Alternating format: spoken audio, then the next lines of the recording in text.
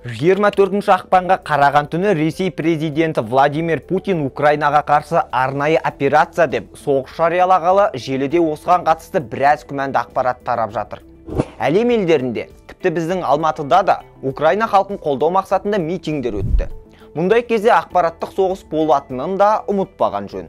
Осы тұста танымал Симпсондар мультсериалында КСРО 2024 жылы қайта бірігетінін болжады деген әңгіме жиі тарады. Ақпарат рас па? Тексеріп көрейік. Енді дәлел келтірейік. Шынтуайтында Симпсондар мультсериалының Симпсон Тайд, яғни Симпсон толқыны эпизодында Ресейдің КСРО деп әлі сақталғаны көрсетіледі. Эпизод 1998 жылы наурызда Совет одағы құлдырағанына 7 жыл болған кезде Ресей президенті Борис Ельцин тұсында шыққан.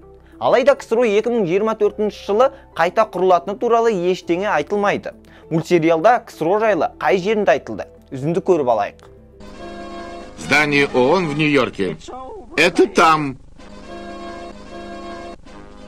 Россия. Советский Союз отпустит ваше судно. Советский Союз? Мы думали, вы развалились. Мы пошутили.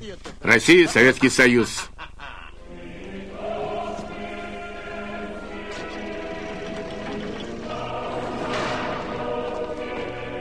Берлин един и доволен собой.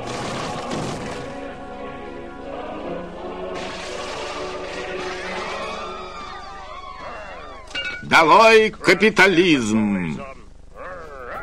Қазіргі уақытта Ресей мен Украина соғысы тұсында мультсериал Ресей мен Украинаның соғысын болжады деген пікір жиі тарап жатыр.